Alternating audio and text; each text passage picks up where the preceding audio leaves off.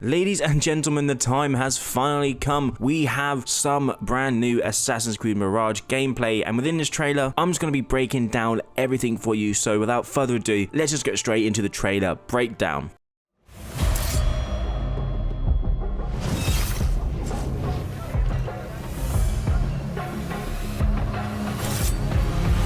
So within the first 10 seconds of the trailer, we are getting our first in-game look at Basim performing the signature assassination onto an unexpected enemy, and without a doubt, I just want to say how cool it is to finally watch an Assassin's Creed trailer and be instantly excited at the prospect of playing as an assassin again, and then to instantly transition into a sweeping shot of Baghdad showcasing all of the life that players will be a part of is pretty cool to see. And for the eagle-eyed viewers, you may have noticed that there was a day and night transition going on with all the NPCs quickly going about their day. Now my theory on this gameplay element is actually that these NPCs have their own sort of days planned out, what they do, where they go, and how they interact with the world. This was somewhat featured heavily in Assassin's Creed Origins and really made the cities in that game feel alive and lived in. We then get to see a full shot of our protagonist Basim, and as most of you already know, we first met Basim in Assassin's Creed Valhalla as the main side character and eventually the antagonist to our hero Eivor. Now, spoiler alert for you out there that haven't played Valhalla, but it is revealed in the game that Basim is actually the reincarnation of the Easter god Loki, so I presume at some point during Mirage's campaign, we will get to learn how Basim learns about this and what implications it can have for his character. And of course, we get to see him use the classic hidden blade, with it being back under the arm, and with the assassin tradition of chopping off your ring finger, a tradition performed by thousands of assassins during their time, but of course, that was stopped somewhat with Ezio and,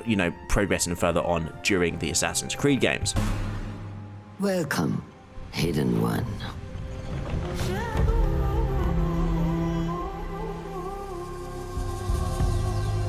You have died and been reborn.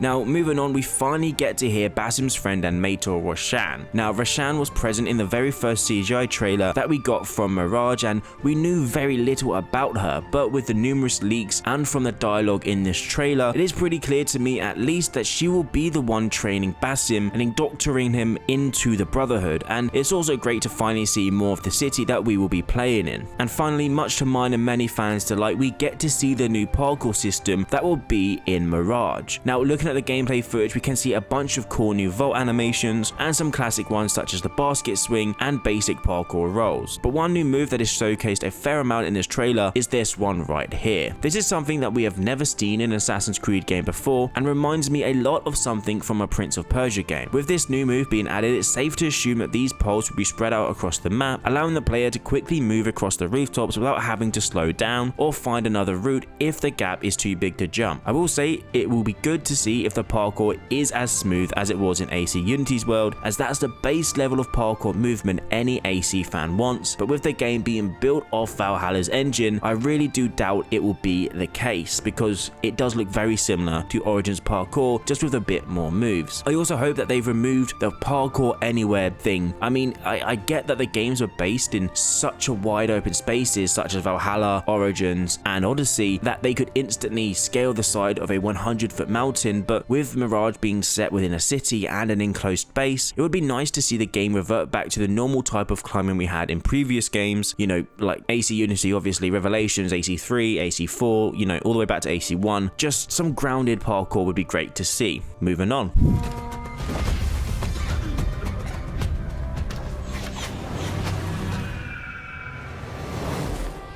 We need to find a way to get you inside without being seen. You could bribe the guards to look the other way. I shall see what flavor best suits me.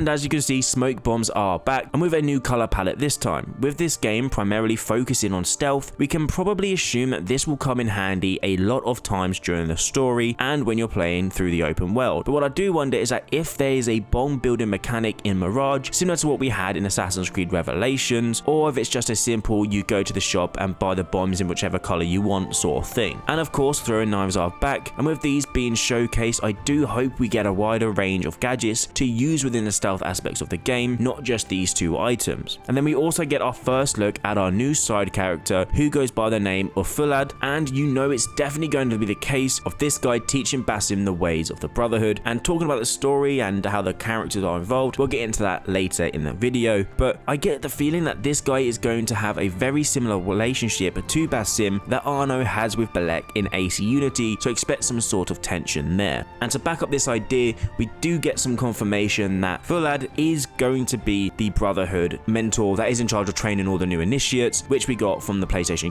Showcase website, which they gave us a little bit more information, so that is very good to see there. But I will say it is also great to see the mention of the different possibilities you may go about completing your mission. The two prime examples being going in loud or using stealth to the best of the player's ability. Only time will tell which is the more superior gameplay element, but let's just move on to the next part of the trailer.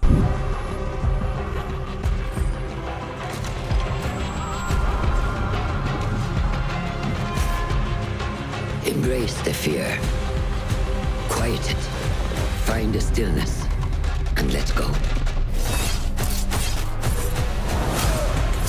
Now during this segment, we finally get to see more of the stealth that Ubisoft has been promising to fans within Assassin's Creed Mirage. The crouch ability coming back, and I say ability just because it's, it's just the crouch, but we didn't really have it in previous games. It will definitely though improve movement while in hostile zones, and of course pickpocketing. Hopefully we can use the pickpocket ability on any NPC in the open world to gain resources and money, but who knows. We then watch as Basim takes a seat on a bench and watches on as the world around him shifts from day to night and vice versa. Now this may be a long shot, but I believe this segment is showing the fans that it may be possible to switch from day to night whenever you want, similar to the ability Eivor has in Valhalla. Perhaps this move will let players have a wider choice of when/how they can complete an assassination. Will you go in broad daylight, or will you wait until the night to obtain the perfect stealthiness? Who knows? But it is great to see social stealth back in the game nonetheless. And then we move on to what I can only describe as being one of the best and most confusing moments in the entire trailer. As you can see, when Basim leaps off the rooftop, it shows the option of 3 different assassinations on each of the guards below. Now a couple of theories on what this could be. The first one being that this is a new ability unique to Basim that allows him to quickly transition from one target to another using a form of Isu magic or something like that, which I am not a fan of at all. Or it is just an ability that shows the player 3 different options to kill the enemy in game, no Isu magic and no teleporting around to take down the enemy. Now I obviously prefer the second option just because it's a lot more grounded, and honestly that's what I want this game to be more than anything: grounded, assassin, stealth.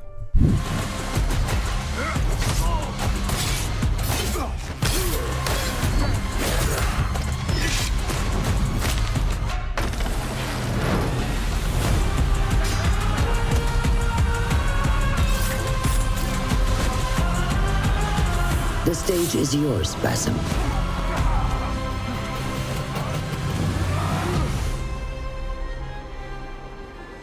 We will be watching.